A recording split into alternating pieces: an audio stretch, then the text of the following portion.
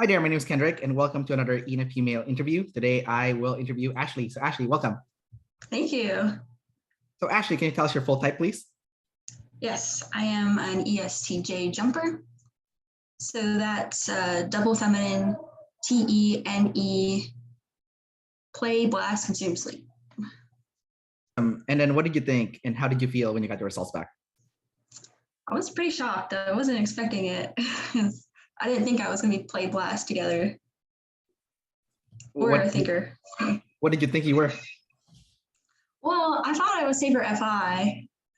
Like they usually say, you think you're some function. And I didn't think I was play, blast together. I thought it would be like play, consume, or consume, sleep, something like that. So it's a shock. And then now that you've obviously got a chance to process your type, did it make sense for you and stuff? Did it what? Did it make sense for you, like the specific order and everything? Oh, it made sense. Yeah, I definitely see it now. Like I can't unsee it now. But yeah. So I think even though you thought you were like an INFP or something, you kind of still saw your function stack, and you also saw like that you're a decider. So can you talk about like being able to see that you were a decider? I knew from like when I first started watching their YouTube videos, like when he started describing what a decider was, I was like, I don't know what observer is. I don't really care about that. Like it doesn't seem interesting. But like whenever he talked about like people stuff, I was like, ooh, this is really interesting. Like it just felt real. And then I don't know. I just like when I go places, like people are always like the focus. So I just knew that. I don't know. Do you have any examples of when you started like, focusing on people instead of that thing? Yeah, like just like when I go out in public, I'm just very aware of the people around me. Like or the people next to me, or there's just like it's like there's a person in the room, all my attention just goes right over to them. I can't not do that. And are you good with names? Like, do you remember people's names all the time usually? Not really. I can remember their face pretty good. Like I know who you are. I just can't remember names very well. I see. It could be feminine sensory, or because you're lead N. That could be it too. Yeah. Do you? I forget people's names all the time. Yeah, I do too. I was like, but yeah. All right. So our type is very similar. We're both like play, blast, consume, sleep, but observer and decider. So that makes like a massive difference, right? Yeah, that's pretty cool. I was pretty excited to see that. Yeah, because like for you, you're gonna be obsessed with the people. For me, I'm gonna be obsessed with the thing, and like so I want to ask you some questions about like that. I work in the fitness industry, so whenever I'm trying to type what my client is, I'll ask them like people related questions or things related questions. I want to see which one they latch onto. Oh yeah, that's kind of funny. Yeah, no, it's super obvious. Like today, I have a client I've been training, and I don't know what type she was. I suspected she was some kind of EJ. But like I asked her, I'm like, oh, tell me about your partner. And then that's when like her eyes lighted up and she went crazy on like the people stuff, because like before I was talking about concepts, she didn't seem to care, but so I thought it was interesting. So what about you? Do you feel like what kind of people topic makes your eyes light up? Is it like gossip or like or what is it specifically? I wish it wasn't gossip, but yeah. Any kind of she said what and they did what? Oh no way. It just I don't know. I thought it was real. Like I didn't know it was like half the world cared about people stuff and half the world didn't. I thought it was all just real. But stuff like gossip is a good way to put it. And I did some interviews with EJs recently, and one of the things that they said was kind of interesting. So I want to see your perspective in this. Okay. From what I know, EJs, just like IPs, are also scared of getting kicked out of the tribe, but it's a little bit different. So with like IPs, they want to be like the best, like the top of like above everyone, so that they cannot get kicked out because they're too valuable. But for like EJs, like you want to be like as helpful and as possible. Otherwise you can get kicked out. Do you do you relate? Can you relate with that sentiment? Yes, like if I'm not doing anything in a group, like for example, like I went camping a few months ago and like I don't know how to set up a tent. I don't know anything about survival. And I'm just sitting there watching everybody like do the tents and like get it all set up. And I feel bad, like I'm not doing anything. Like I guess it kind of takes away value as well from yourself. So like yeah, I relate to that. If I'm not doing anything to help, I just feel like I don't know, not part of the group. I see. But unlike IPs, like as an EJ, because you're so connected with people, do you find it like if you had to join a new group or make a new group, that's not difficult, or is that still scary because it's still people related? Oh yeah, it's hard to like make new tribe members. Is that what you're getting at? Yeah, like okay, like let's say you do get kicked out from one group, uh, and now you have to either join a new group or make your own group. Is that something that's difficult for you to do, or Yeah, that sounds like the end of the world. Okay. Can you talk about like the feeling behind that? Like why that is so scary and that, like why that feels like the end of the world to you? Do you feel like you're powerless? I guess like kind of worthless almost. Like you're being pushed out of a circle. It means you haven't helped, you haven't contributed at all. So I mean that just sounds terrible. Yeah, I guess powerless, like your skill doesn't contribute. Okay. I want to ask you some questions about emotions as like as an ESTJ. Oh, okay. Sorry, I know it's like it's a tough thing to talk about, but I if you don't feel comfortable, just let me know, okay? Yeah, but I'll try my best. sure, awesome. I did a panel interview a while back, and I noticed something interesting. So I don't know if you can relate to this, but like I noticed that depending where your FI is, it like depends on how you want to deal with it. So if your FI is like the first and second function, I noticed like with like the ENFPs and the INFPs, they're more than happy, not happy, but like they're more than willing to deal with that bad emotion directly. They will feel it, like confront it, and really like immerse themselves in it, even if it's like really bad. Mhm. You know, but with the ISTJs, they will use like a thing to try to fix the emotional problem. Like they'll like get a treat for themselves to make themselves feel better. But Oh yeah. if like the treat or the thing doesn't solve the problem, then because they're not scared of people, they'll go seek out help, like a counselor or therapist or something. So the people thing is still not scary. So because the SI spur is above the FI, the thing is the solution. But if it doesn't work, people, it's not scary, so they can go to the people. Now ECJs are kind of interesting because they will use a thing to fix the emotion, but if that doesn't work, I don't know what you're supposed to do. So because like so far what I've seen is a lot of ECJs are really scared of their emotions, their feelings. So do Yes. you relate with that sentiment? Like, are you really scared of your own feelings? 100%. So it's like whenever any feelings come on ever, it's like get off. Like I just want them off of me. Like Yeah. like a bug is crawling on you and it's like, oh, get off. Like I'm around someone right now, or I need to be doing this thing right now, or I'm in class, like I can't be feeling this. It's yeah. What if they're like good emotions? They're like happy emotions. Do you push them away still or no? Oh, that's a good question. I think if they're good, they're not that like it's okay.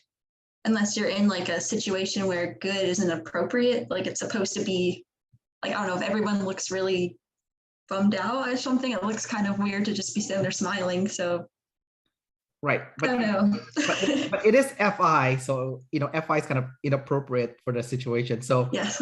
yeah, so if like someone, let's say there's like a grim news that someone passed away or something, and everyone's like, all the FE are like, they're like, but then like the FI is like, it's like, because they you don't know what's the right emotion, right? Do you I see actually yourself did doing that that? the other day.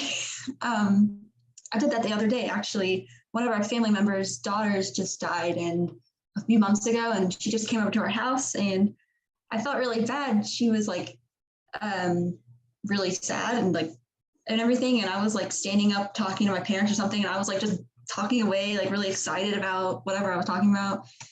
And then I look back at the situation, I was like, oh, that was probably really rude. I didn't even think about it. Right. Right. Yeah. Yeah. Okay, I'll ask you more about that later, but let's go Oh, okay. let's go over your functions. So you have TE first, it's feminine. Yes. How do you personally experience that, like feminine TE? Like that's your go-to, right? Yeah, it's like I never really think about it. It's so like autopilot. It's like I can catch myself saying it like when I'm in conversation or like I'm doing things throughout the day. Like I have like my checklist of things I got to get done.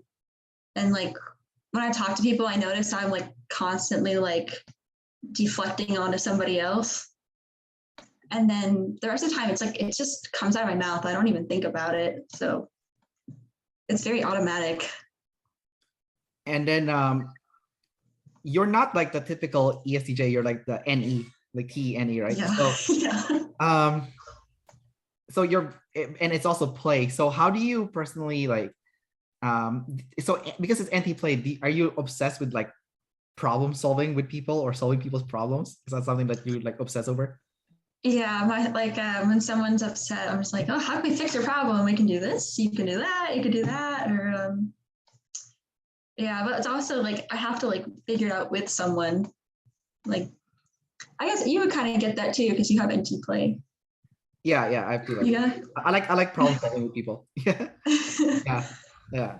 But I'm an observer, so I like to solve the thing problem, not the people problem per se. You know. Oh no, I'm always like, what do you think I should do about my mom? Or what should I say? Or how should I respond to this text? Like, what do you think I should do? Or like always directed towards somebody. Yeah, yeah. Okay, that makes sense. Yeah, it's a you're trying to solve the like what's happening between you and someone else or whatever. Yeah. Yeah, that's interesting because I mean it's not like I don't solve that problem, but I just don't like obsess over it. Like I'll think about it, but I can, you know, like once I come up with a solution, I'm fine. Then I'm like, oh, okay, back to this other real problem, which is the thing, which is not really the real problem, but you know, that's how That's so interesting though. Yeah. Like how do you do that? Because you have the TEFI in the middle. Mm-hmm. Yeah, we have the exact same How do you animal do stack. that? Yeah, we have the exact same animal stack. We're almost the same, except like your T is higher, so your T would be better than me, and then I have any higher, right? So my any would be like Yes. better than yours. So, but yeah, pretty much the same. But my FI is second though. Your FI is fourth, right? So that's a big difference, right? Like I don't know if you saw the class they did, or like the ESFJ and the ENTP, the exact same function stack and everything. Like the new Batman guy, what's his name? Robert Pattinson. Robert Pattinson, that's his name. Oh yeah, huge difference. Yeah, with the Rami versus Robert Pattinson. Yes. Yeah.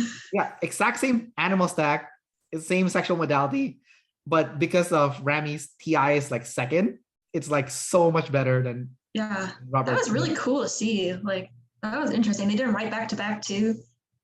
Yeah. Yeah, no, that and you can see we're like, oh my god, like yeah, if you're depending where your function is, it makes it like your SI would destroy my SI, for example, you know. Okay, let's talk about your blast. We'll go back to this again later. Your blast is double feminine ST blast, so that's kind of interesting. Like, what's going on there? Like, are you like when you do work with people, or you're just like very movable, or like how do you personally see? Yeah, it's always like, what do you want me to do? I'll do anything. Just tell me what to do. Very I'll just if you want me to work over here, I'll work over there. I'm not hard to work with. I was surprised I was blast savior at all, just because like I guess it's double feminine, so it would have been hard to catch. But like when I don't blast very well, like when I'm trying to explain something, like I didn't see it coming. Yeah, it's double feminine, so I think that's probably like why it's harder to see because it's so soft. Your SI is also feminine, so when you're giving people instructions, like do you have a tendency to forget what like the steps are? Sometimes. Yeah, we're my fiance are planning our wedding right now, and we are making a schedule, and he has masculine SI, and he's like, okay, we need to make a plan for like the whatever it was, our reception. And I was like, okay, so I'll start at 7:30 and then went to dinner and then whatever. I was like, I don't know, that was my feminine SI mode. Like, we don't need to, it's fine. We'll figure it out. And And he was like, no, we need to put like direct details and times for because the DJ needs to know them. I was like, well, he doesn't need to know them now. Like, it's okay. And so, yeah, sometimes I just kind of let details go. Did your fiance get type also? He did, yeah. Oh, really? He What's got his type? type. He is audio, Si-Fi, sleep, blast, play, consume. Oh, consume last. Yeah. Oh, he's an ISTJ jumper, right? He is. Yeah. Oh, that's cool. That's funny. You guys both have demon consume. I know, it's so weird. I thought he was like demon blast, but no. No, I was wrong. Do you guys have trouble like listening to each other then when you're like communicating? Yes. Yeah. He doesn't like listening to me blast, and like I'll listen to him blast. Or yeah, it is a little bit like, okay, are you done? Yeah.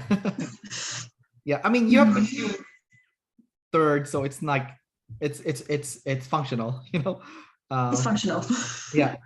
And plus you're info dominant too. So here's the thing that's interesting. You're info dominant, but you're double feminine blast. So you're gonna forget your SI, but you're info dominant. So what's going on there?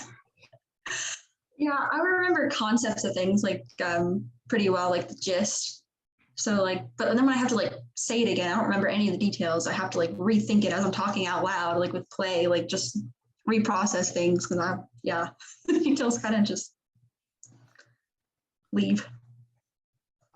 Another interesting thing about your function stack is like your third and fourth function is NE and FI, but so they're your lower, right? Lower ones, but they're double masculine. So you have double masculine NF consume. So does that make you like absorb information pretty aggressively, even though it's a demon and even though it's like your third and fourth function? Like, how do you personally see that? It's weird, isn't it? Like, yeah, it is weird.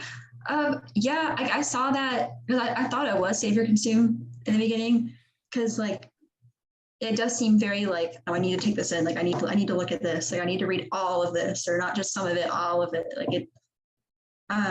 So it is kind of like it was surprising to be demon consumed, but yeah, it is pretty like solid, I guess. Yeah, because I noticed that people's double masculine animal is like the one that's like right in your face usually. Like no matter what the type is, no matter what order you are, that double masculine like animal is in your face. You cannot not look at it. So like for me, I have double masculine SF sleep, right? So it's like, it's like, yeah, like, you know, I can use it. I can process my emotions, right? I have more trouble with the actual sleep, like going to sleep and stuff, or your sleep last. Yeah, I'm like double masculine. I'm the same as you. I'm play blast consume sleep. We're exactly the same. That's right. Yeah. But my sleep is double masculine. So it's like your fiance has double masculine sleep also, you know? So like, yeah, but his is first. Yeah, but his is first, right? So but yeah, so like mine is like last, but it's double masculine. So I'm like, I can see it, you know, I can see my feelings. I cannot not see it, even though it's fourth.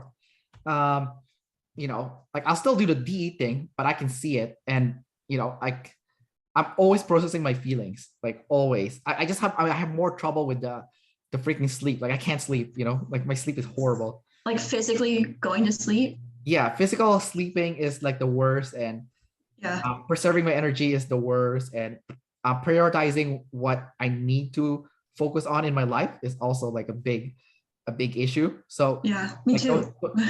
So yeah, and I'll ask you about that. So in a second, I'm just saying it's like it's fourth, but it's double masculine. So for you, as consumers, double masculine. So it's like it's sort of like right in your face, you know, like yeah.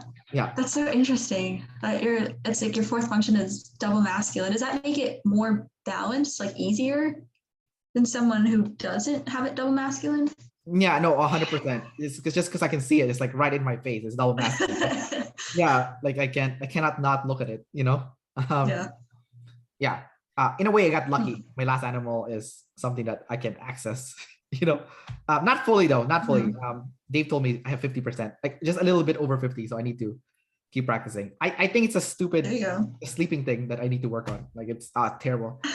And prioritizing, he said my prioritizing is horrible. But anyways, well, let's talk about that in a bit. I want to talk about your SF sleep last, like in the end. So I want to talk about your play now. It's NT. Sorry. Yes. I want to talk about the NE part of the NETE. Okay. So yeah. When you talk to people, do you also love like gathering concepts from others? I guess, like, is that something that you like to do? Like when you talk to people, like, are you very nerdy in general? Like, you know, yeah, like yeah. A lot of times I'm like trying to figure out what people are trying to say. Like I'm like they're talking like, oh, so you did this, and is that why you did this? Like, always trying to figure out like why, like why people are saying what they're saying, or why they're doing what they're doing, why they're talking about what they're talking about. So yeah, I'm always trying to like piece together things like, with N and T. Now, because your NEFI is double masculine, what I really like about the NF consume is like you're gathering patterns, right? And then you have like the FI to kind of filter authenticity. So when you talk to people, you will automatically have this like authenticity filter. Like, you know, when someone's like lying or being inauthentic or being fake, right? Do you see yourself being able to see that, like when someone's being fake? Like, do you have like a kind of like a filter where you're like, something's off here, this person doesn't seem like genuine or something? I think I could tell more like when I'm with someone who's real more often. Like my fiance's aunt, she's this awesome person, and I could just, it's just like every time I'm around her, she's always like helping people and trying to like make people better, and like I can just see that consistently every time I see her. So like, I think more like I think genuine people are easier to see because you don't see it all the time. Does that make sense? Yeah, that makes sense. It's hard though, because some PI people are genuine, you know, so it's not always like the FI people that are authentic, you know, like some PI people are genuine, especially if they're info dominant. You know, I noticed the info dominant PIs can be genuine, and like the, you know, energy dominant FIs sometimes are not as genuine, you know, like, but it's not always, not always. There's so, you know, it's just like a pattern I've observed. I don't know if it's, you know, if it's. Have you seen that like through your interviews And also like talking to people in real life? Like, it's a bit of a mix, but it's not always the case, you know. Like, there's, if I have to guess, you know, like any guess, it's probably like, you know, on average the info dominant tend to be more authentic, you know, on average. Not always, but on average, I guess. But interesting. I wonder why. Like, I don't know, maybe they're just like really concerned about the information and like telling you what's accurate or something like that. Yeah, I guess if you're acting fake, it's not info dominant. It's not like, you know, so, you know, it's not the real information. Yes, exactly. Yeah. Well, since we're on this topic, talk about you being info dominant. Like, how obsessed are you with like accuracy of information, whether like honesty or just information in general? Like, do you freak out when people lie to you?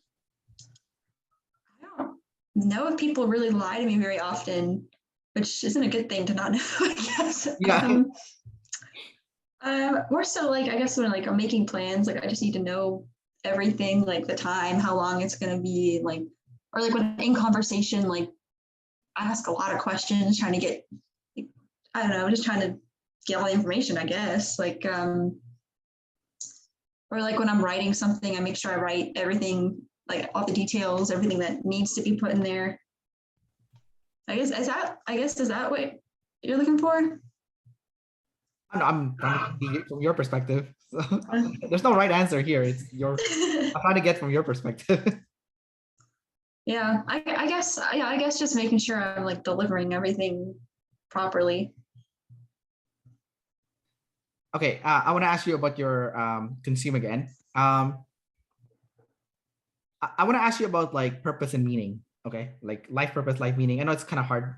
It's gonna be more harder for like an EJ, but it's not impossible. Yeah, I'll try.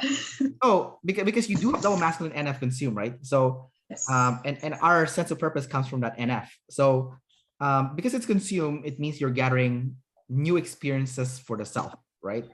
Do you have you and you're not like the typical EJ, you're also like an EJ EP. So you're like the chaotic EJ, right?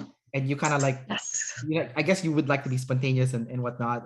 Yeah. Do you find that whenever you do something new, like you have a new experience, do you feel like a sense of like an energy, like a newfound motivation, inspiration, you know, that kind of stuff? Do you get that, or not really? Like completely. Yeah, I know exactly what you're talking about.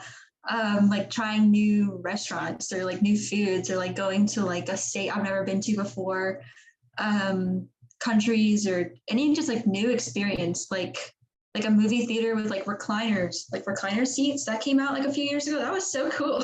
Yeah, yeah. Like, just like little stuff like that. Yeah, I'm always going for something new. Yeah. So can you talk about that obsession with the new? Like, it always has to be new. Yeah. Let's see. Like I ordered blood sausage for the first time just because I've never had blood sausage. Like I have to like get the blood sausage. I was like, I can either get that or like avocado toast. I've had that a million times. Like I'm gonna go for the weird thing that I haven't seen. Stuff like that. It's not you being a tester though, because you're a tester, right? So you like Oh to, yeah.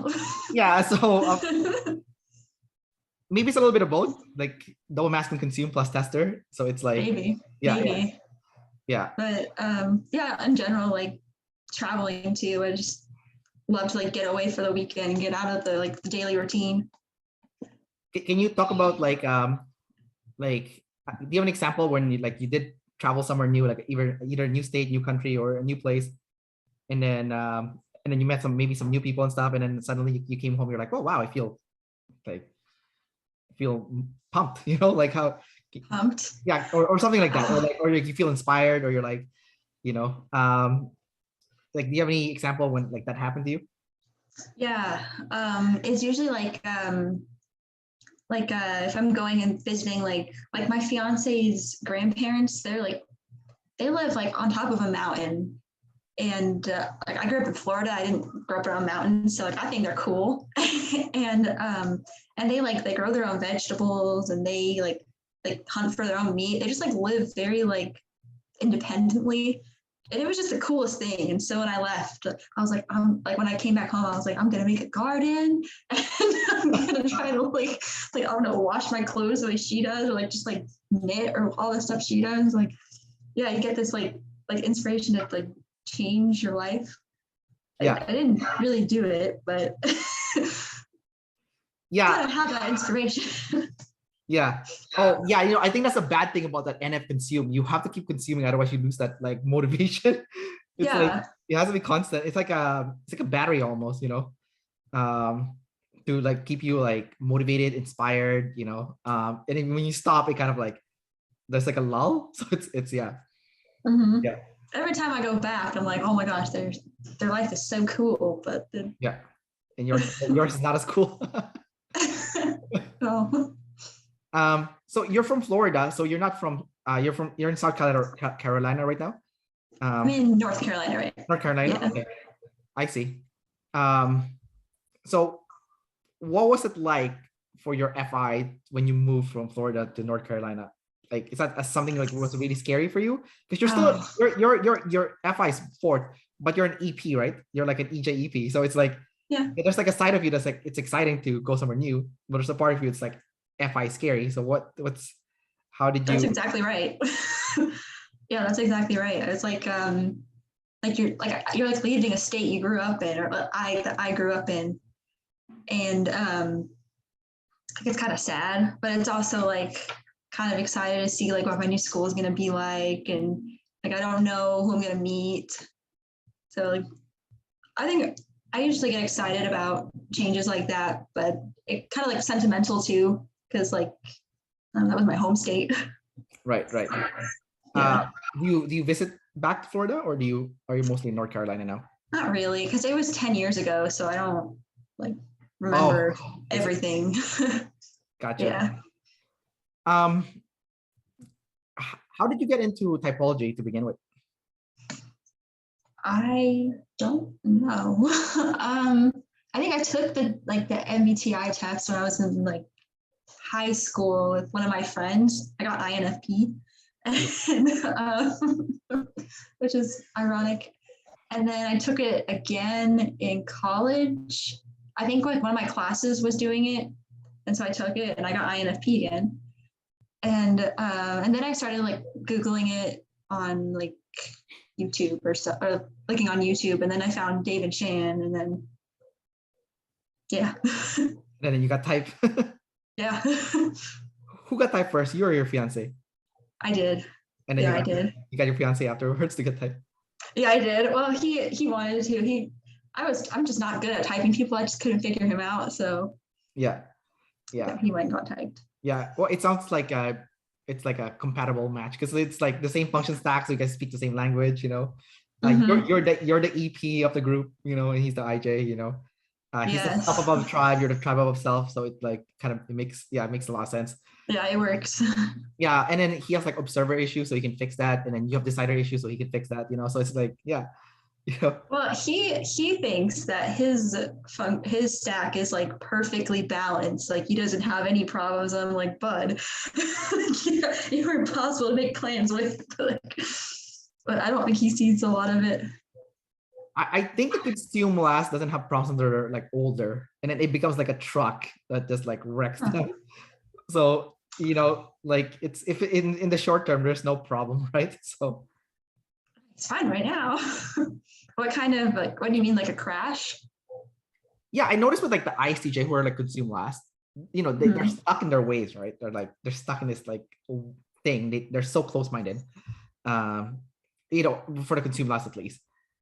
So it's fine, but there's two problems that can arise in the future from the consume last. Like the first one is whatever career you chose, if it's the wrong one, that career path can be obsolete, in 20 years.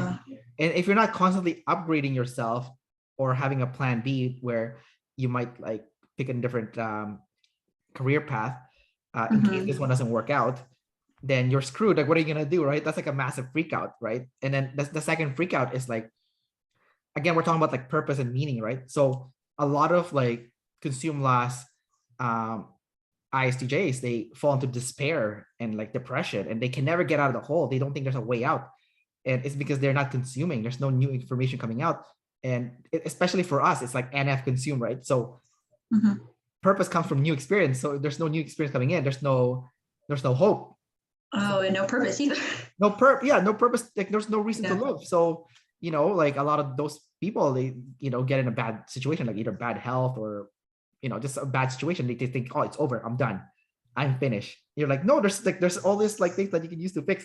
Like, no, I'm finished. And then you're gonna be trying to be like, no, but like look at this. And you're like, no, I'm done, I'm finished. Like yeah. So he's done his building. What's that? Like they built what they want to build, and that's in their focus. Yeah, but what if it topples? Then they're done. Like there's nothing. Yeah, and then it's like it gets really bad, right? So unless they train early, then it's dangerous, right? Yeah. Like their life work can crumble. Yeah. Who would want to rebuild your whole life's work? Yeah. All right, let's talk about your last animal, SF, sleep. Let's talk about the sleeping part first. Like, how do you have any problems with like sleeping or like getting enough rest?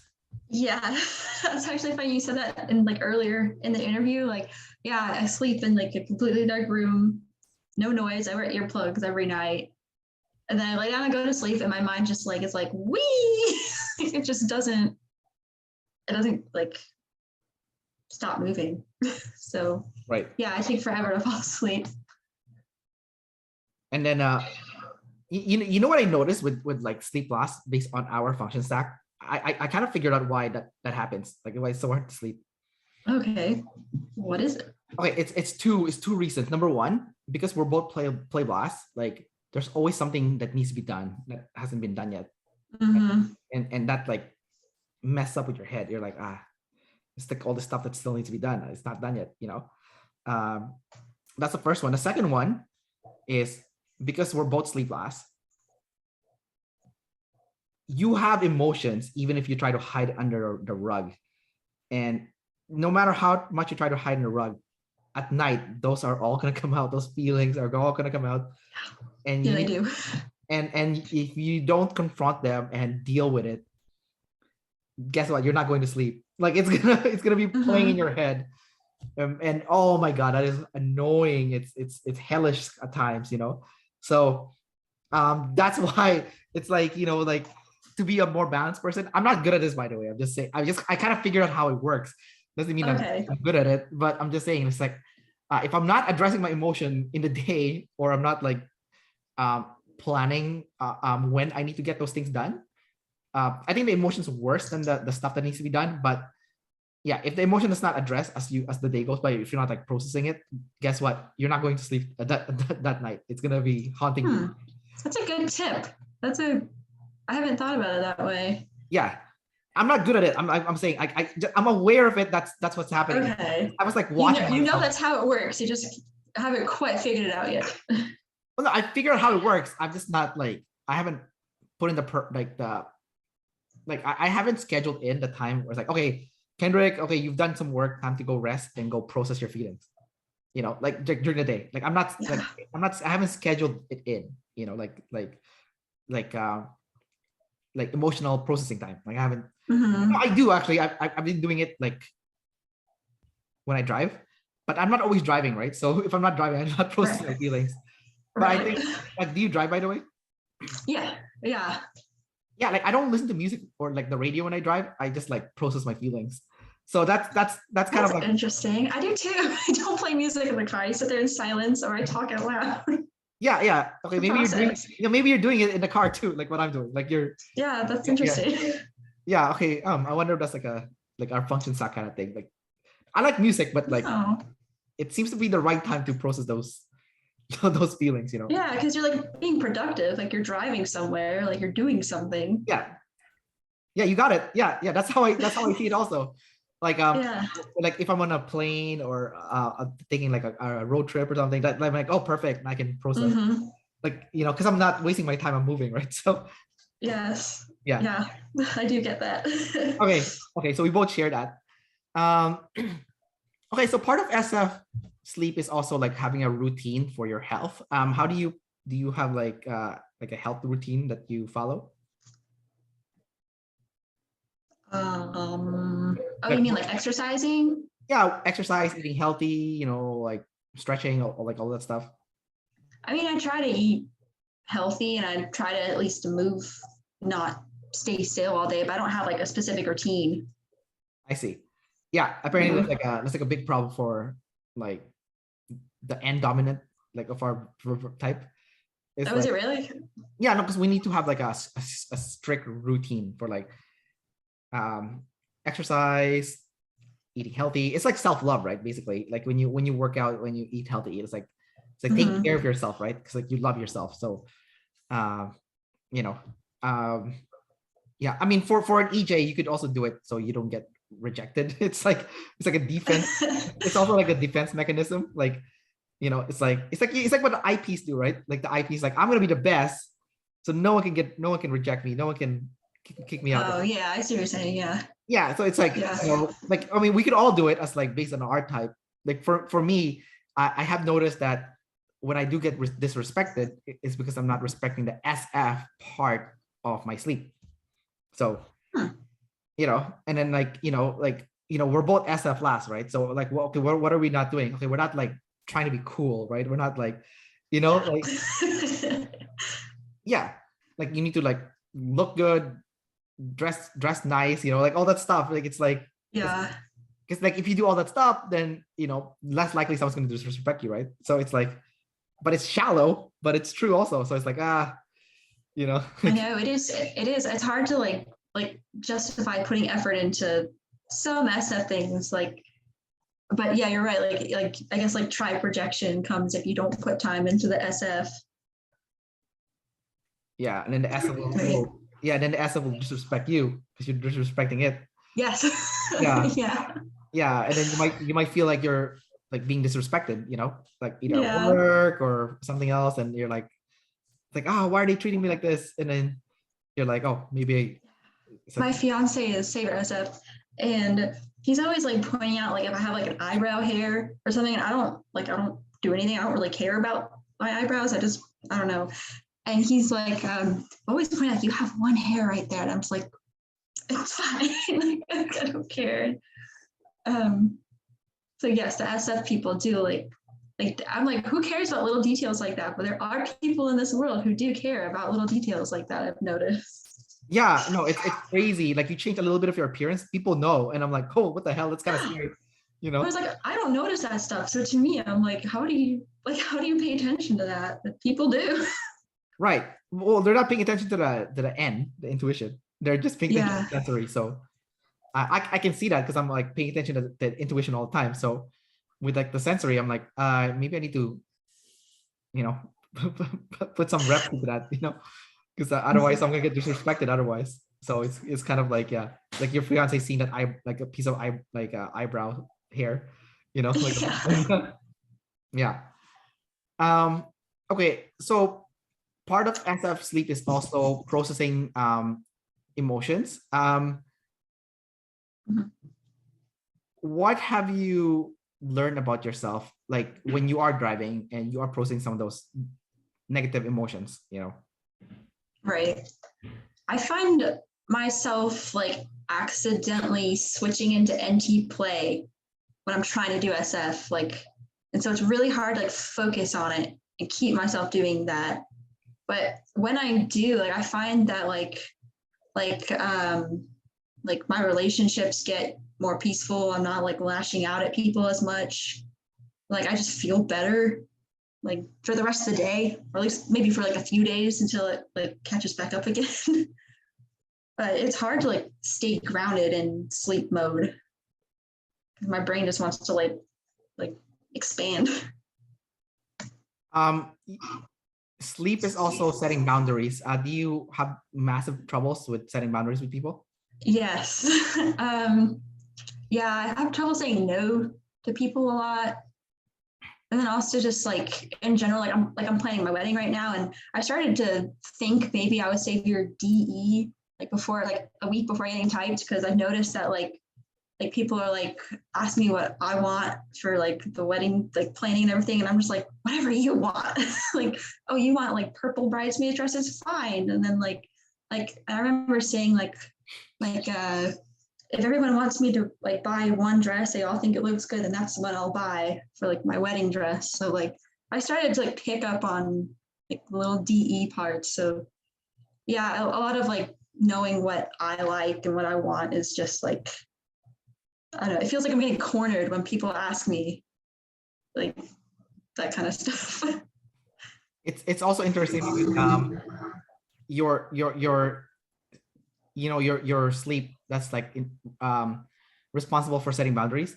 It's also like it's also SF. So like when they're asking you SF questions, like what do you want to wear, what like all this stuff, it's like they're all SF stuff, right? And then you're like, I don't know. You know, because it's SF. I feel like I'm getting attacked by everyone. They're like what kind of cake do you want? Like what kind of flavors do you want, or what venue you want to go to? I'm just like, I don't know, you pick. Does your fiance ask you this stuff too? Like, does he want you to get what you want also? He would rather do what he wants. No, but I mean, he asks, but he's a double decider also. So, you know, obviously he's gonna look at you also. So, you know. He does. Yeah. But he loves that, like, if he wants to like do a certain venue and I don't know, then he can pick the one that he wants. Yeah. So it does work. But yeah, he does ask me. I think I was trying to decide if I wanted to ask someone to like be a bridesmaid, and he was like, nope, this is your decision. And I was like, what do you think I should do? And he's like, no, this is your decision. So like sometimes he does make me. Oh, good. That's good. That's a good thing. Choose. Yeah. Yeah, forces you to practice that FI. I know. I was like, really? But I made the decision. Okay. You made your decision, right? Do you know your FI then? In that case, it's just like you're afraid to express it. Yeah. Oh yeah. Like I know what I know, but it's like I don't want to say it out loud. Huh. That's very interesting. Because I'm a DE like you, but I don't have a problem with my FI. It's like if people ask me what I want, I can like, yeah, I want to eat in this restaurant, you know, or like I want to go here. I don't want to go there, you know, like Yeah, you don't feel bad or anything. It just comes out. Like, well, I mean, there's like an extra effort because I'm still a DE. So when I do it, it's definitely I do it in a demon state. But I know what it is, and I'll say it because I'm a double decider, right? I'm like, because I'll think about it. I'm like, okay, we're gonna go here. I'll be miserable for like this many hours. I don't want to be miserable, you know, like, you know. So you know, like, I'll try to negotiate, right? Like, so I'm like, no, I want this, you know, like I don't want to go there. I hate it. I'll just tell you I hate it, you know, like, so, but what you would never do that then? You would not like tell people what you hate, what you love. Unless I'm getting really mad, like unless it's like the emotions getting too high, then like it just comes out like a lot. But usually no, like what I need to do that. I like that. You do have masculine FI? Yeah, same as you, masculine. Same. FI. Okay, so it's the same. So yeah, I don't do that. Yeah, I mean, because if you don't do it, you'll get resentful later on, right? And then it doesn't help anybody because like, you know, it's gonna come out whether you like it or not eventually. So you know, like, so you might as well get it out in small bursts, otherwise you like might like punch someone's head off when it comes out later, like aggressively. So I'd rather not like do that. So you know, let's irritate people in the short term.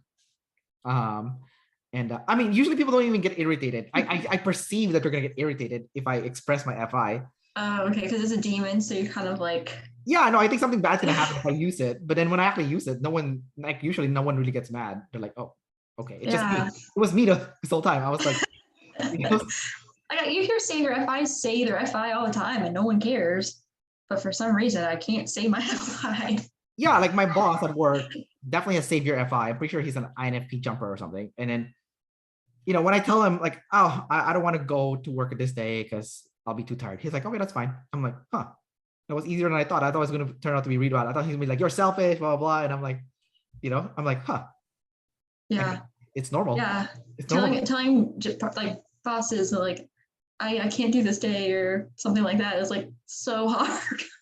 Yeah, it is hard. But then like when I did do it, I'm like, my boss like, okay. I'm like, oh, I guess it's normal to say no. So it felt bigger to you than it was like. Yeah.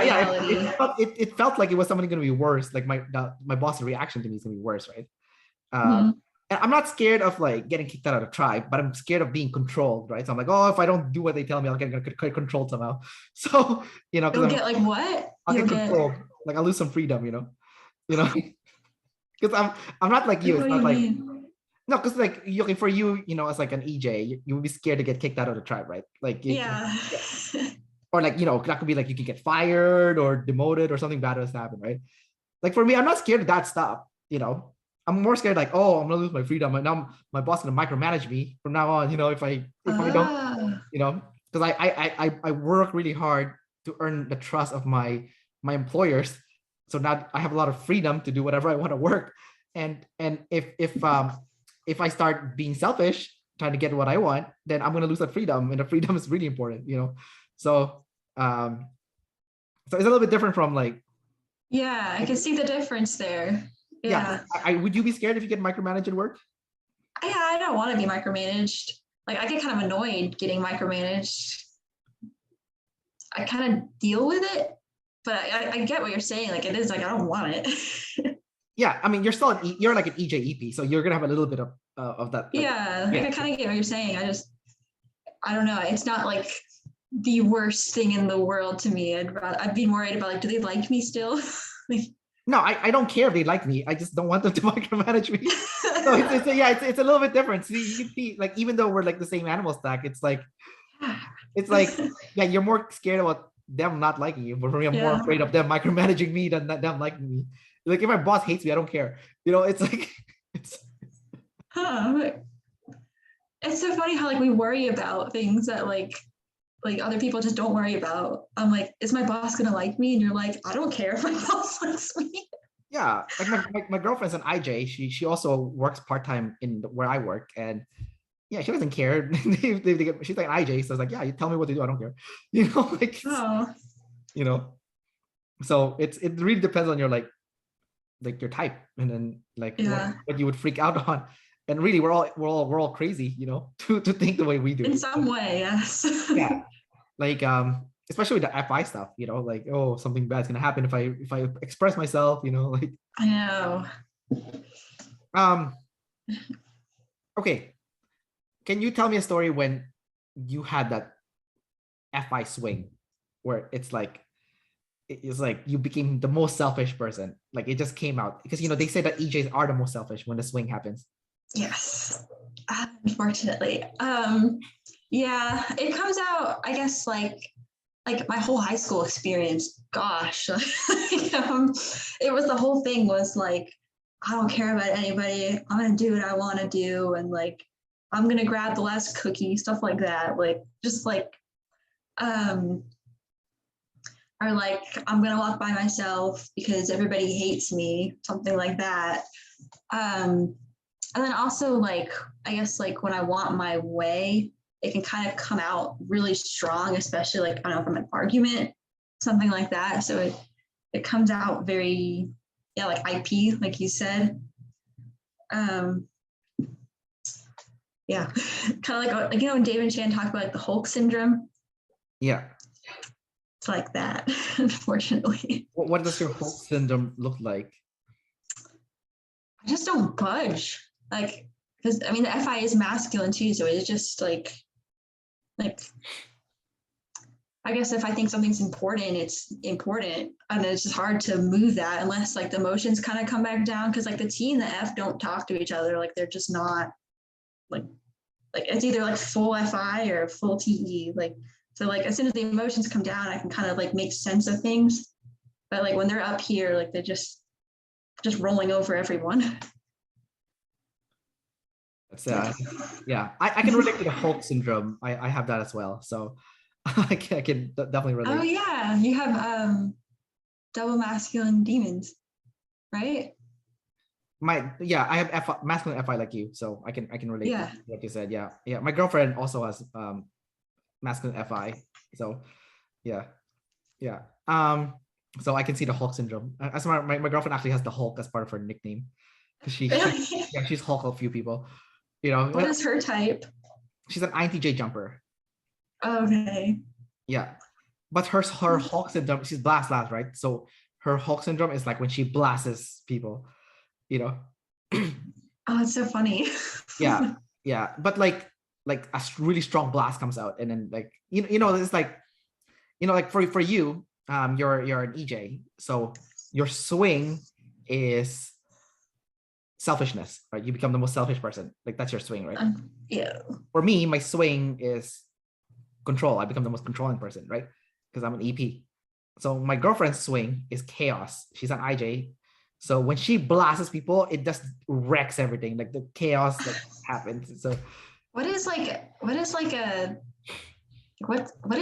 a swing of chaos look like? Oh yeah, I'll give you an example. I saw it happen in front of my eyes, so I'm like, oh, this is great for like learning. I mean, I'm bad for them, but so for me, I learned a lot. So okay.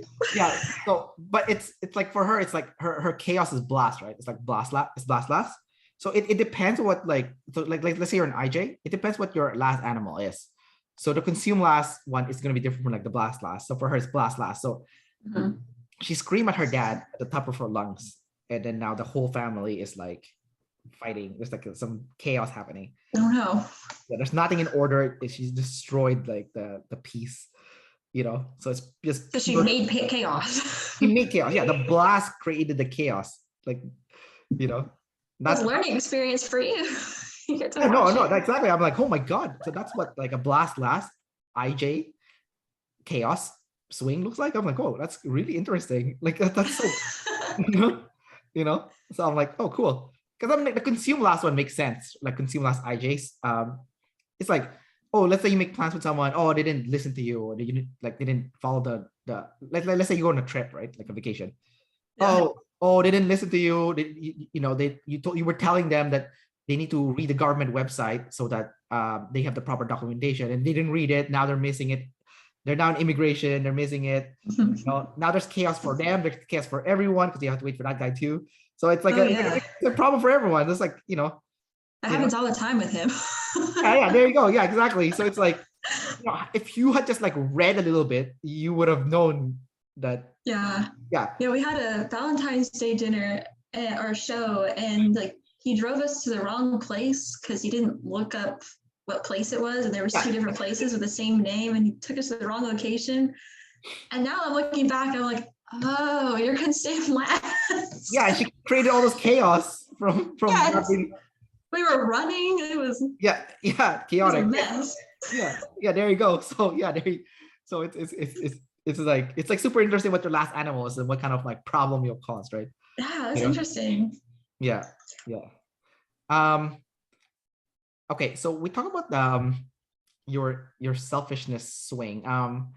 But when you had your selfishness, when you like had that swing of selfishness, did you feel like a part of you was liberated? Like you felt relief when it did swing that way? Like finally I could be me, or like no, like it all comes out. Like I mean, it was all there to begin with. Like I know how I feel about things, like what I want. Like I know you're just not gonna see it. So like it's just like eventually just like come out, kind of like a big explosion. You know, like watching the ESTJs and ENTJs versus like the ENFJ and ESFJs, I feel like the TI selfishness swing is even stronger than the FI one for some reason. Like that's just like, oh really? Yeah, I don't know why. There's like something about the TI selfishness swing that like is stronger. Like I can, you know, I don't know why. It's just something I've noticed. That's interesting. I need to explore this. What is it like with TI? Like what kind of swing would they have? Well, TI is like, it doesn't work for me. So you're trying to make plans with them and they're like, nope, doesn't work for me. But like, this is the date that, like, for example, you have to go somewhere. Let's say, I don't know. It's like a special occasion or something. And then this is the only time everyone can make it. They'll be like, nope, doesn't work for me. You know? And they're, like usually they'll go along, but there's like they're not specific swing where they're like super selfish. They're fed up with everyone. So right. You cannot move them because it doesn't work for them, right? The TI doesn't work for them. So it's like, nope. Right, that is different. Yeah. And it's TI, it's cold, right? So there's no emotion to it, you know? So yeah, I mean, I don't know. This is just something I'm exploring right now. So I don't know if this is true or not, but yeah, the FI is definitely more explosive, but it comes back down and it does, like I can piece things together in the end after a few hours of exploring. Yeah. I guess the good thing about FI is like it's an emotion. So it's like, yeah, people understand that, you know, people have bad days and it does happen, you know, so, you know, yeah. Right. Yeah. All right. I have 2 more questions for you, Ashlee, and we'll wrap up the interview. So the first one is, we talked about tester already. Like you talked about like the food, trying different restaurants and stuff. But we haven't talked about you being visual yet. So can you talk about like being a visual learner and stuff? And I don't really know. I don't really see that. Like I've thought about that before, but I don't really know where I see that in myself. So your tester is so much more aggressive than your visual that like yeah, definitely. Like I can see the tester pretty easily. Like I'm like we talked about before, like just trying things. But like visual, I don't know. I guess like when I'm looking around, I'm not looking at like physical things, but like looking at a concept, I guess that's in my head, but I don't know if that's really like visual, like you're talking about. Yeah. I feel like your second sexual modality needs like more practice. It's not as like natural. I mean, it is natural once you practice it. Like you do, it's like you pick it up quickly, but you do need to practice it, you know, like. Wait, dude, because I don't even know when I do that. So. Yeah, I mean, like I'll give an example. Like if you were to start like painting or drawing, I bet like you would pick it up pretty quickly. You know, maybe you'll not be good at the start, but as you practice, it would like you would learn it so much faster than people who are not visual. Or who, yeah. What are your MF? Yeah, I'm audio kinesthetic, right? So like audio stuff has always come very natural to me, like anything that's auditory. But kinesthetic, like music, kind of like music. Yeah, like I teach spin, for example. Like I know how to pick like I use my FISI, I organize like the right music, and I organize it based on the emotion, right? So like when I teach spin, have you taken a spin class before? Nope. Okay. Oh, you know what it is, right? Like this indoor cycling. I do now. What's that? I do now. I've never Okay. heard of it. No, I mean, have you heard of Peloton or like or I don't know, Soul Cycle? Like, have you heard any of that stuff? No? Okay. Okay. Well, maybe try it out sometime. Go to like a community center or like a gym, and then be like, hey, can I take a spin class? And then they're like, oh yeah, sure. Okay, so it's in the gym, so it's normal, a Yeah, normal thing. it's indoor. There's like tons of like bicycles, and then you ride the bike together. And then the instructor will like cue you like what to do while you're on the bike, like either stand up, sit down, go fast, go increase the gear to make it like harder for you to spin. Yeah. So that's your job. That's one of my jobs. Yeah, I teach. I'm a spin instructor. That's like one that I do, right? So for me, I use my FISI and my auditory, and I'll organize like the music. So like once I'll play like an angry music, and then after an angry music, I'll play I'll play like an angry rap music, and then I'll play like a very like peaceful, serene music.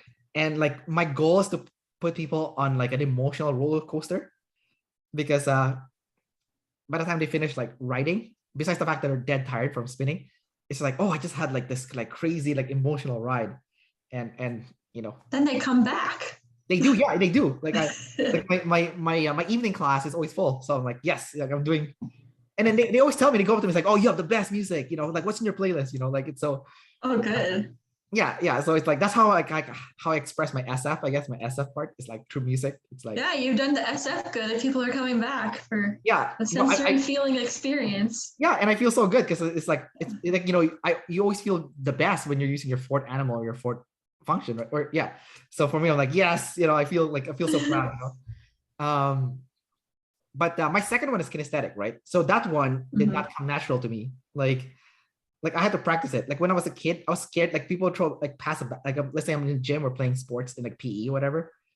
If someone would pass the basketball to me, I'll freak out. I'll be like, and then like the ball would bounce off my hand, or like I can't catch it, right? Or like the ball will come and I'll like push my finger back and I'll like hurt my fingers. So oh my gosh. like I don't know if that ever happened to you, like PE or whatever. Yeah. Absolutely. but as I got older and I practiced it, I'm like, oh my God, I can pick it up. People pass the ball to me, I can pick it up, I can catch it. I can shoot, I can like dribble, like let's say I'm playing basketball, I can baseball, I can hit the bat. So I'm like, whoa, with practice, I can do it. I can pick it up, I can like lift weights. Like, so that's why I was asking you, like, okay, maybe your visual is just untapped. It's like an untapped superpower. Probably. Yeah, like I'm pretty sure if you start drawing and painting and like and whatnot, like within a year, that yeah, obviously you're gonna suck the first month, but like afterwards it's gonna be like, oh well, my God, I made this, So that could be a cool FI thing for you to like explore, it's like painting and drawing. Yeah. That's interesting. I never really think about like visual, like when they gave you my OP type, like I just never really like explored it or thought about it. Yeah, and so something when you draw and paint, it can be very emotional too, right? So yeah, I think it could be like the perfect like emotional outlet for you, like painting, and yeah. I did like I had a phase like a few months ago where like I did some paintings for like a week. It's right here. Oh. And it was very emotional. Yeah, there you go. That's really nice. I mean, it was like one of those follow along things for beginners. Yeah. But I never picked it up. Like I did it for like a week and then I stopped. So it never developed. How did you feel when you were doing it though? I kind of like what you said, like everything comes out and it's like an outlet kind of. Yeah. Yeah. Yeah, it's like that guy Ed Sheeran, right? He's like ESTJ also, and then yeah, and he like works out and stuff. And he's like double masculine, like smashes like punching bags, and then he makes music because it's like kinesthetic audio, right?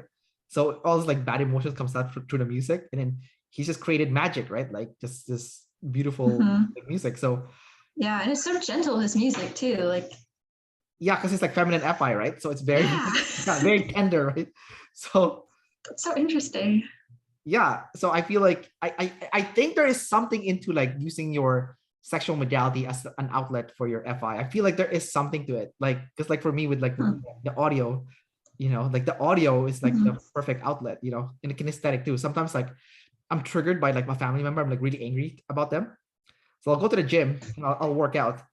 And I'm not like lifting heavier because I'm angry, but like the act of like moving my body while I'm lifting weights, by the time I get out of the gym, I'm like, oh, that bad emotion has passed. It's like I have really, I came up with a solution. Like I know how to deal with like those family member that has triggered me emotionally, So I was like, interesting. So I feel like there's something into it, like with your sexual modality, like how it like could be an outlet for that emotion, Yeah, I need that. All right. Well, yeah. I'd love to see how you progress if you actually, practice it. Yeah. See where you go. All right.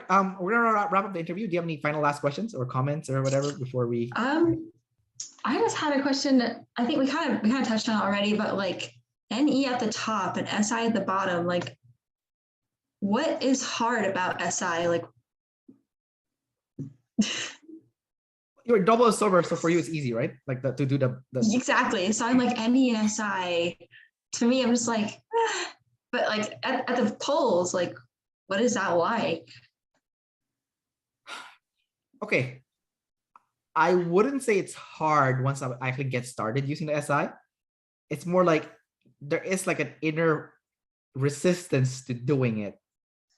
Like I don't want to do it.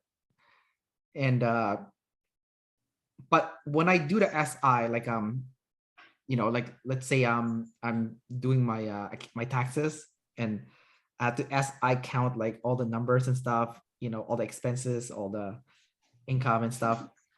I'm fine with it actually. I'm okay. Like it's or like I'm doing video editing. Yeah, it's like SI too, right? And I'm like, oh, I'm like dying. Like the first 4 years was hell. It was pure hell. It was torture. It was so monotonous that I couldn't stand it. But it was just practice. Like the more I practice it, I realized I'm like, oh, it's not that bad actually. It's like it's more like I don't want to do it. But once I get started, it's okay. It's not gonna be as good as an ISTJ Si, but I was very shocked that SI at the bottom can still be very good. Like, like even for an ENFP, because like, and that just told me that your fourth function can actually be quite good if you practice it. Because like for me, when I use my SI to like organize my physical space, I'm like, I'm pretty good at this thing, but not as good as the ISTJs and ISFJs. Oh my gosh, yeah. but still like pretty good. It's still pretty good.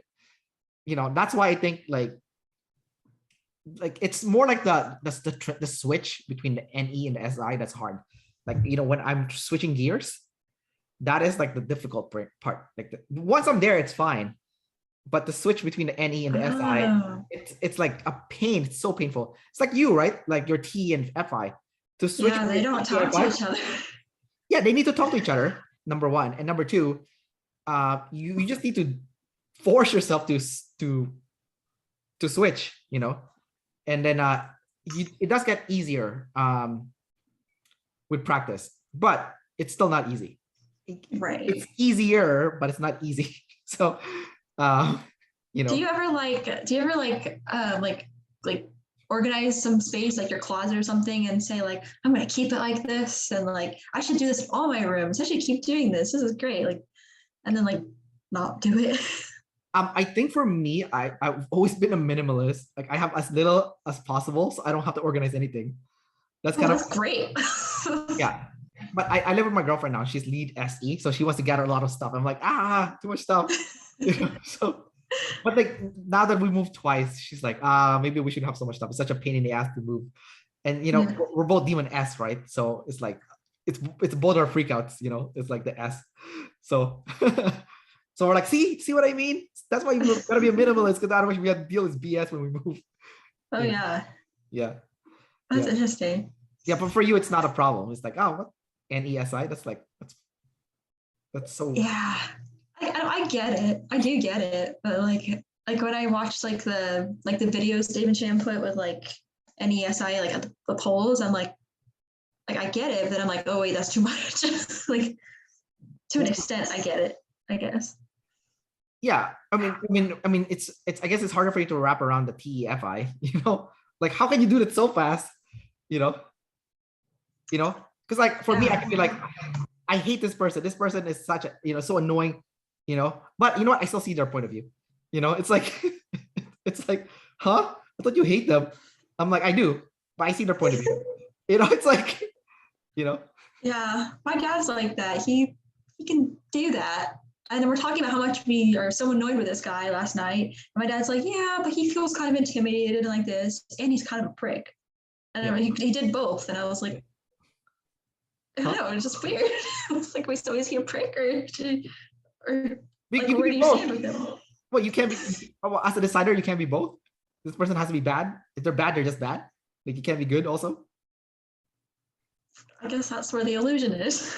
Yeah, I guess so. I don't like. I've always been shocked by that. You know, like I work in a community center, and like once in a while I meet like someone that's like racist. So like this one guy went up to me, and he's pretty racist. And he's like going up to me, telling me how bad Chinese people are, and I'm like, I'm Chinese. What the hell? like to you? Yeah, he's complaining about Chinese people to me, you know, and you know, it's like those people from China, they're all a bunch of scums. Like they need to get out of this country. You know, we're in Canada, right? Like, yeah, all the problems that we're experiencing here is because of them. You know, they're all what bad. What did you say? And I'm like, no, there's good and bad people. There's good Chinese people and bad Chinese people. He's like, no, they're all bad. He's like, you need to get that through your head. Okay, you're not Chinese, you're Canadian. Get that through your head. I'm like, what? I'm like, look at me. I'm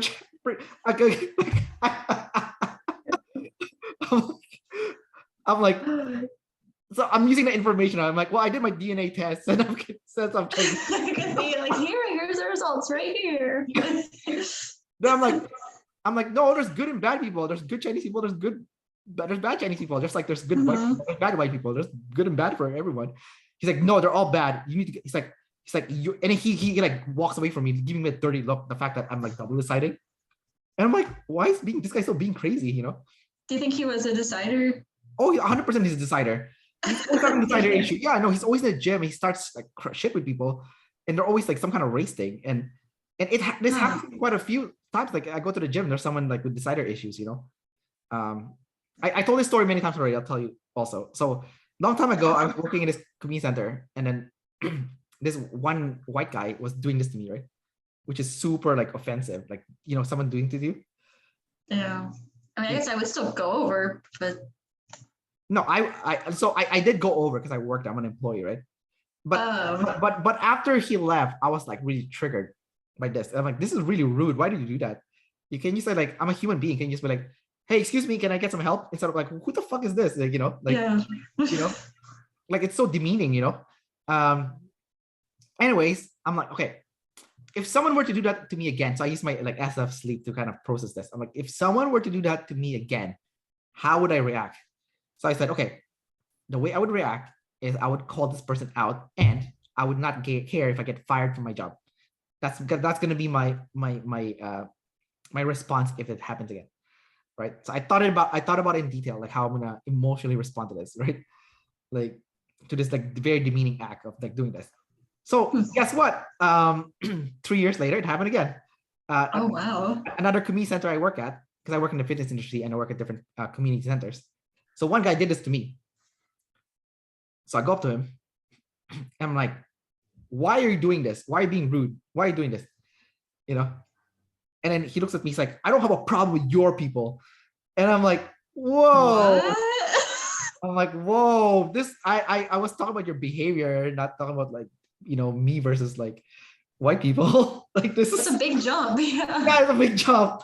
I'm like, whoa. And then when he said that, because I was studying OPS already this time. So I'm like, he's one of those decider people. Like, so I'm like, okay, what's the problem? So at that point, I kind of laugh inside my head. I'm like, oh, he's just crazy. He has people problem. He's crazy. So he, no offense, no offense. No offense. So Funny. so I leave the room to address the problem that he was having. I come back to the room. I see him talk to another Chinese person. And he goes, I don't have a problem with your people. And then I'm like, oh, dude, you're being embarrassing now. Like, just stop. The guy's like looking at him, like, huh? What are you talking about? Can I just work out? Like, can you leave me alone? He didn't care at all. No, he's like being weird now. He's like, I'm not a racist. And I'm like, no. I'm like, no. I didn't even bring up the race thing when I called you out on it. It's like a bad behavior thing. You're like being disrespectful. You're being rude. He did like that has nothing to do with. Yeah, being like Asians and stuff. I'm like, what? You're being. And I'm like, okay, this guy's just being embarrassing now. Like, just like, I'm like, oh, like. So I went up to like, hey, the problem's been resolved. Like, don't worry about it. He's like, okay. He looks rattled, right? Because he's like a decider. But probably thinks he's gonna get kicked out of the tribe now or something. Like, did you think he was an IP or an EJ? I don't know. I think he's an EJ, but I don't know. That's just a guess. I think he's an ESTJ like standard. I think. But he was definitely really rattled. I was like, oh my god, this is so embarrassing. Just like, oh, like it's so interesting. It doesn't seem like the end of the world to observers. Like does that rattle? I get that. Like, I understand totally. Yeah, and for me, I'm like, you're being embarrassing. Just like, because like like stop. Stop. Just like you're digging yourself a deeper hole. Just stop. Just apologize that you're being weird, and that's it. It's done. It's not a big deal. People don't care. I can give that advice. Then I like that. But speaking of which, as a decider, do you feel like is it hard for you to apologize to people? I feel like when I do, it's like it feels so like real. Like, I'm so sorry. Like I feel so bad about myself. Yeah. Like, yeah, I guess. Do you have a problem with apologizing, or no? Is that something that you can do or no? Like, I will apologize, but over apologize. Like I guess like you said, like it gets weird. Like, Interesting. I noticed that the people with TI have more trouble with apologizing than FI. I think that the TI versus like the FI, like I think TI people don't like being wrong. Mm-hmm. Yeah, and if you apologize and you have TI, it means you made a mistake. If you made a mistake, it could mean you are incompetent or you're stupid. And then for TI people, that's like unacceptable, right? That's their identity. Yeah. For us, we have TE. So if someone calls us stupid, we're like, yeah, I am. Yeah. That's exactly right. They're like, you don't care, right? They're like, yeah, I'm stupid, whatever. Like, mm-hmm. Yeah. But would you react the same way too? Like if someone called you stupid, it's like that was really dumb, Ashlee. Like, how would you react? I mean, I feel bad, but not to that extent. Like, it's not that deep. Okay, so it's like a minor like feel bad, but not like a big feel bad. Yeah, like I probably still do that EJ thing, like, oh, what's wrong with me? But but not like, am I stupid? Like, I don't know, just not that deep. Right. Well, I mean, it's very interesting for us to talk about this because it's like so different, right? Same type, so much difference, Yeah. Like, it's funny, you're like those crazy deciders. I was like, yeah. Yeah. Here I am doing the exact same thing. It's funny. Yeah. I mean, observers are also nuts, Like now that I know OPS, and I'm like, oh my god, I'm being crazy here. Like sometimes I catch myself, I'm like, I'm being crazy. I'm the crazy person here. Stop being crazy. You're being crazy. This is not a problem. I'm being crazy. So yeah. Yeah. I catch myself all the time now. Yeah. All right. So we'll wrap up the interview from here. So thanks, Ashlee, for coming out and sharing about yourself. I know it's scary from a decider perspective, but you know what? That's really brave for you to do that. And props to you for thank you. for taking the time to put yourself out there. Thank you. I appreciate that. Yeah.